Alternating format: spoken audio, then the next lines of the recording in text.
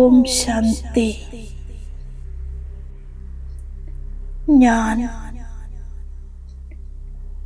ബാബയുടെ ആശയുടെ ദീപമാണ്. വിശ്വപരിവർത്തക ആത്മാവാണ്.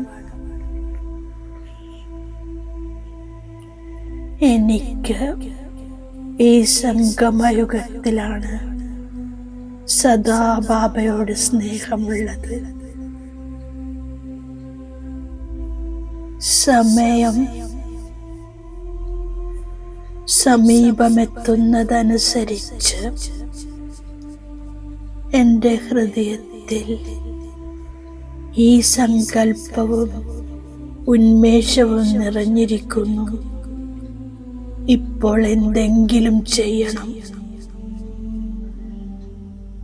കാരണം ഈ സമയം ധർമ്മത്തിൻ്റെ ശക്തിയും രാജ്യശക്തിയും സയൻസിൻ്റെ ശക്തിയും വളരെ കുഴപ്പത്തിലാണ്. ഇപ്പോൾ സൈലൻസിൻ്റെ ശക്തിയാണ് വിശ്വപരിവർത്തനം ചെയ്യേണ്ടത്. പരമാത്മ പാലനക്ക് അധികാരിയായ ആത്മാക്കൾ നാനാഭാഗത്തെയും കുഴപ്പങ്ങൾ സമാപ്തമാക്കുന്നു. സെക്കൻഡിൽ മനസ്സും ബുദ്ധിയും ഏകാഗ്രമാക്കി ഞാൻ അന്തർമുഖിയാകുന്നു.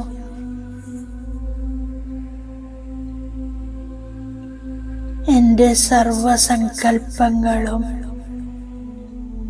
ഒരു പരമാത്മാ ശക്തിയിൽ ഏകാഗ്രമാകുന്നു.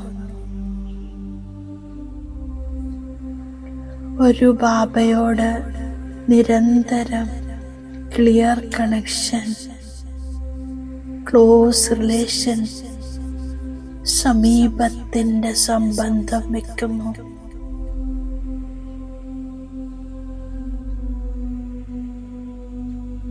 യോഗബലത്തിലൂടെ പവർഫുൾ സൈലൻസിന്റെ ശക്തിയിലൂടെ ഏതാത്മാവിൻ്റെയും വൃത്തിയും ദൃഷ്ടിയും പരിവർത്തനപ്പെടുത്താൻ സാധിക്കും.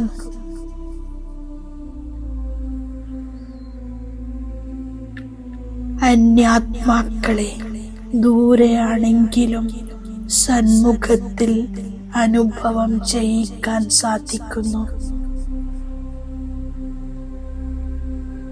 അന്തർമുഖതയിലൂടെ സൂക്ഷ്മ ശക്തികളുടെ ലീലകൾ അനുഭവം ചെയ്യിക്കാൻ സാധിക്കുന്നു. ഞാൻ അന്തർമുഖതയുടെ ഗുഹയിലിരിക്കുകയാണ്. ഏതാത്മാക്കളെ പരിവർത്തനം ചെയ്യാൻ ആഗ്രഹിക്കുന്നുവോ ആ ആത്മാവിനെ ആഹ്വാനം ചെയ്ത് വാർത്താലാപം ചെയ്യുന്നു. ഹേ ആത്മാ, നീ ദേവത കുലത്തിലേതാണ്? ഏത് സ്വഭാവ സംസ്കാരങ്ങൾക്ക് അധീനമാണോ അത് യാഥാർത്ഥ്യമല്ല.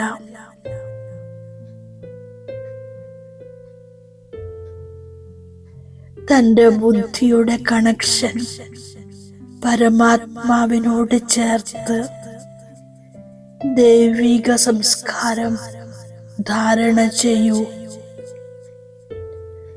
പഴയ സംസ്കാരങ്ങളെ ത്യാഗം ചെയ്ത് പവിത്രത, സുഖം, ശാന്തി, ആനന്ദം, സമ്പന്ന ദൈവിക സംസ്കാരം വീണ്ടും ധാരണ ചെയ്യൂ.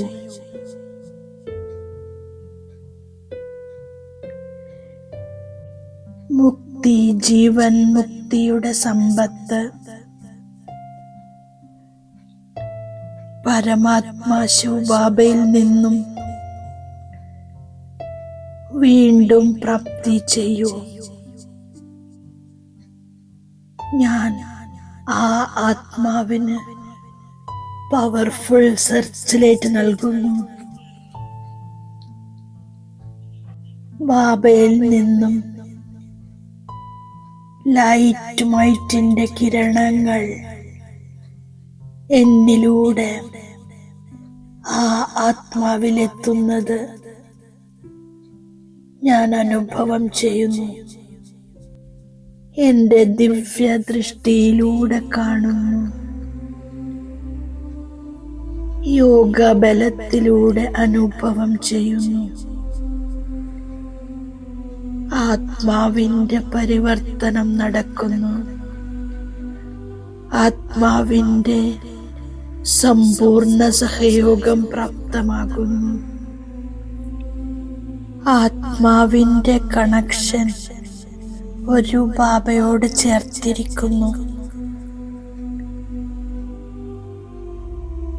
ആത്മാവും പരമാത്മാവിൻ്റെതായിത്തീരുന്നു.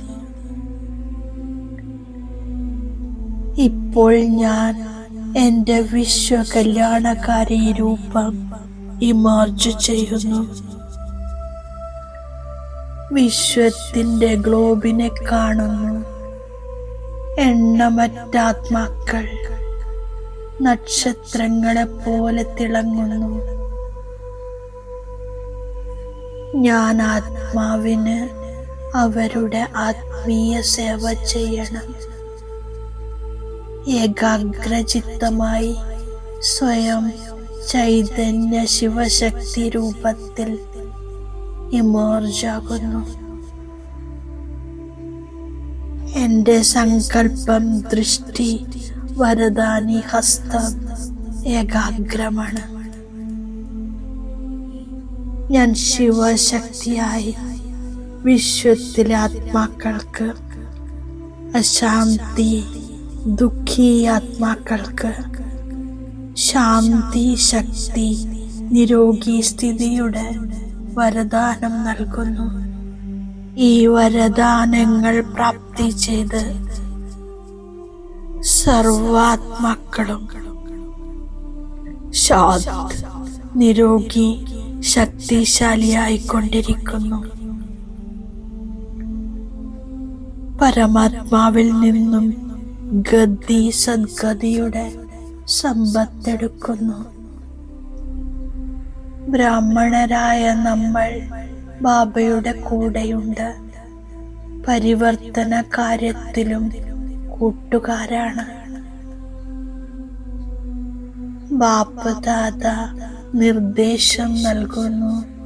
സൈലൻസിന്റെ ശക്തി നാനാഭാഗത്തും വ്യാപിപ്പിക്കൂ. സേവനത്തിൽ സഫലതയുടെ പ്രത്യക്ഷ ഫലമാണ് ശാന്തിയുടെ ശക്തി. മുഴുവൻ കൽപ്പത്തിലെയും പ്രാപ്തി ശാന്തിയുടെ ശക്തിയിലൂടെ ഉണ്ടാക്കാൻ സാധിക്കുന്നു. ശാന്തിയുടെ ശക്തിയിലൂടെ ടച്ചിങ് പവറും കാച്ചിങ് പവറും ലഭിക്കുന്നു. ബാപ്പുദാദയുടെ നിർദ്ദേശങ്ങളുടെ ടച്ചിങ്ങിന് മാത്രം കാര്യങ്ങൾ ചെയ്യിപ്പിക്കാൻ സാധിക്കുന്നു. ഇതിന്റെ മാർഗമാണ് മനസ്സും ബുദ്ധിയും സദാ ക്ലീനും ക്ലിയറുമായിരിക്കണം.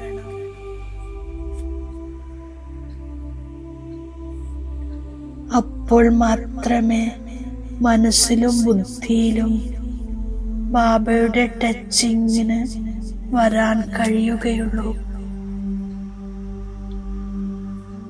ബാപ്പദാദ അറ്റൻഷൻ കൊണ്ടുവരുന്നു. മുഴുവൻ ദിവസത്തിലും പരിശോധിക്കൂ, സൈലൻസിന്റെ ശക്തി ഞാൻ എത്ര ശേഖരിച്ചു.